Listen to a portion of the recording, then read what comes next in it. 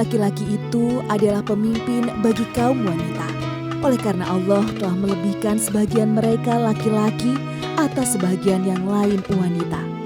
Dan karena mereka laki-laki telah menafkahkan sebagian dari harta mereka. Sebab itu, maka wanita yang soleh ialah yang taat kepada Allah lagi memelihara diri ketika suaminya tidak ada. Oleh karena Allah telah memelihara mereka. Wanita-wanita yang kamu khawatirkan nusyuznya, maka nasihatilah mereka dan pisahkanlah mereka di tempat tidur mereka dan pukullah mereka. Kemudian jika mereka mentaatimu, maka janganlah kamu mencari-cari jalan untuk menyusahkannya. Sesungguhnya Allah Maha Tinggi lagi Maha Besar. Quran Surat An-Nisa ayat 34.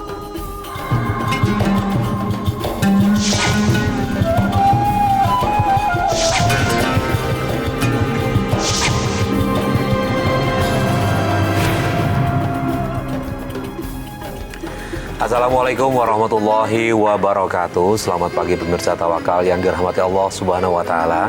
Senang sekali saya Farid Hasan menjumpai Anda. Dan pemirsa di studio sudah hadir bersama kami Ustadz Ngatawi Al-Zastro. Assalamualaikum Pak Ustadz. Waalaikumsalam Mas Farid. Terima kasih Pak Ustadz sudah menyempatkan hadir di Tawakal. Sama-sama. Dan pemirsa selain Ustadz Zastro juga sudah hadir bersama kami seorang narasumber bernama Ibu Rini. Assalamualaikum Ibu Rini. Waalaikumsalam. Gimana apa kabar Ibu? Baik. Sehat ya? Sehat. Syukur alhamdulillah. Baik. Ibu punya permasalahan apa sehingga Ibu mau datang ke Tawakal Ibu bercerita ke kita?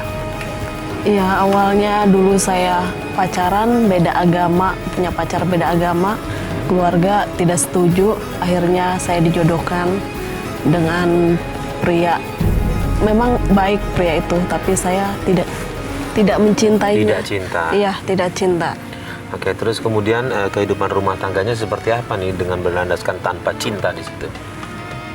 Saya tidak cinta, cuma hanya kasihan. Dia baik, tapi sayanya tidak cinta.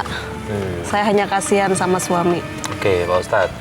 Kalau misalnya hubungan rumah tangga nih berlandaskan asas kasihan, tidak karena cinta nih Pak Ustadz, walaupun memang dia dijodohkan, tidak kenal mungkin, tapi nggak ada cinta tetap di situ Pak Ustadz. Jadi begini Mas Farid ya, cinta pengertiannya itu apa? Kalau cinta dalam pengertian nafsu syahwat, daya tarik yang sifatnya physically, yang sifatnya ketertarikan pada lawan jenis itu syahwati. Nah, kalau cinta dalam pengertian ini sebetulnya bisa dipupuk dan ditumbuhkan Mas Faris.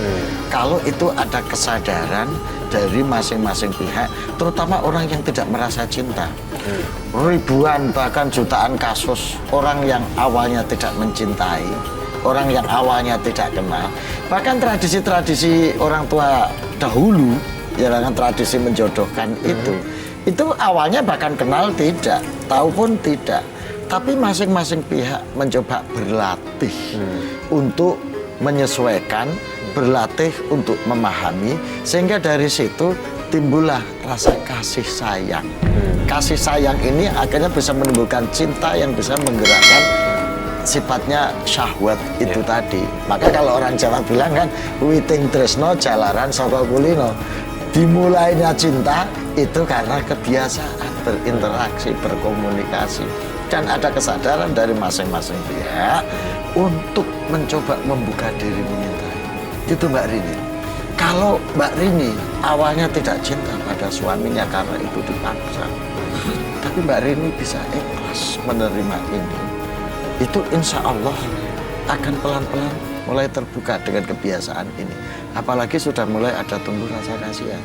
Tapi kalau Mbak Rini menutup diri terus dan membayangkan sesuatu yang ada di luar dia, membandingkan dengan yang lain yang sifatnya ini nafsu, ya itu artinya Mbak Rini sudah menutup diri terhadap kebaikan orang. Maka berlatihlah untuk mencoba membuka diri dan ikhlas menerima ini apa adanya, gitu. Ya. Nah, Ibu Rini sendiri sempat membuka diri atau tetap terus menutup? Saya sebenarnya masih mencintai pacar yang lama. Yang lama. Saya emosian, saya keras sama keluarga sama suami. Saya sering minta cerai sama suami. Tapi suami tidak mengabulkan, tidak mau cerai. Nah tadi ngomong keras, kasar juga nggak sih sama suami? Iya, saya begitu. Berlaku kasar. Kasar. Seperti apa sih kasarnya? Saya sering memukul dia, menampar, bahkan menendang, menjambak rambutnya karena saya begitu emosi.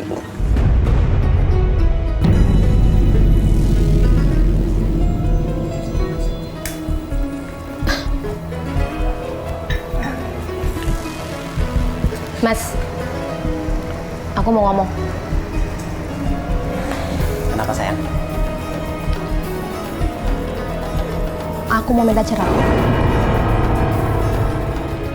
Memangnya kenapa? Kok kamu ngomong kayak gini? Iya, aku mau minta cerai.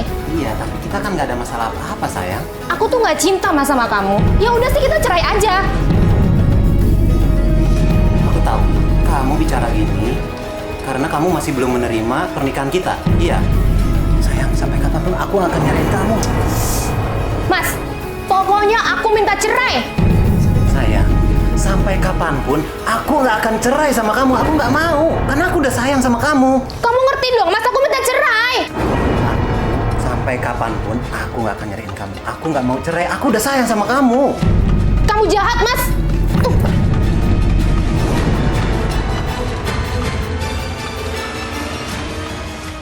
Itu mulai kasarnya gara-gara apa biasanya?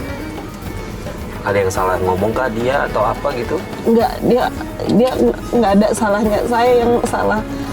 Karena saya ingin berbakti sama orang tua, akhirnya saya setuju. Orang tua tidak mau saya menikah dengan berbeda agama. Iya. Enggak, maksud saya gini, ada pemicunya apa nggak sebelum Bu Rini ini melakukan kekerasan sama suami?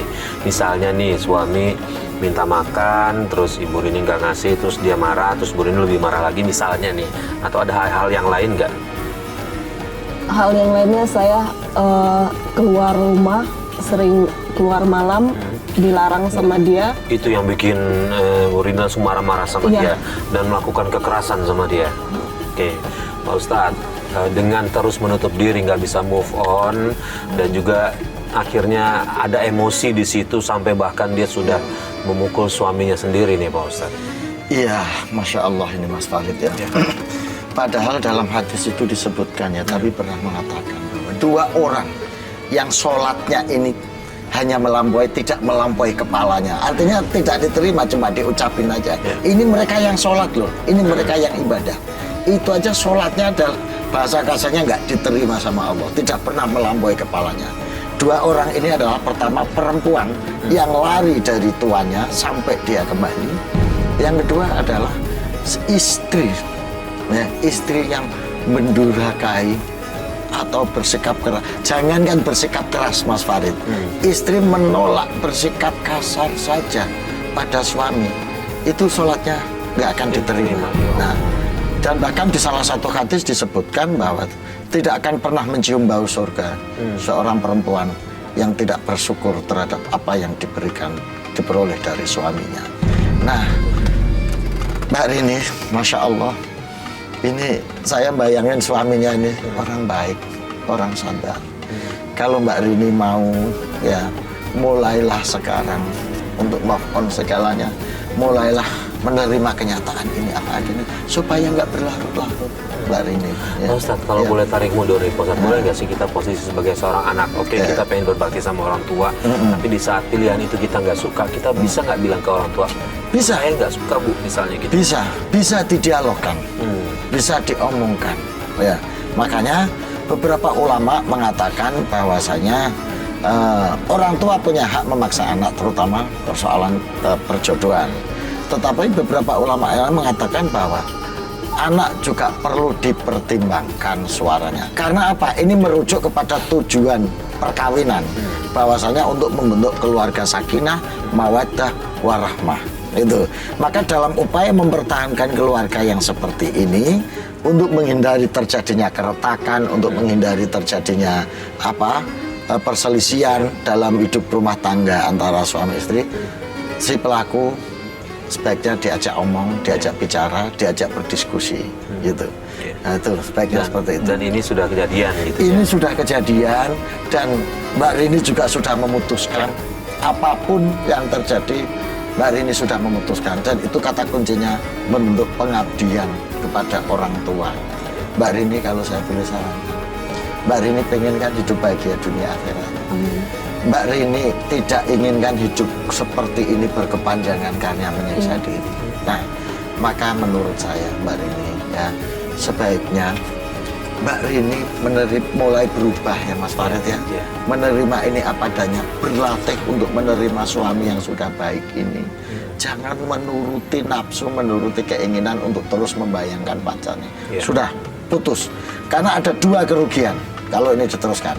Pertama, kehidupan rumah tangganya nggak bahagia. Kehidupan rumah tangganya nggak harmonis sehingga menjadi siksaan batin. Yang kedua, di akhiratnya Mbak Rini harus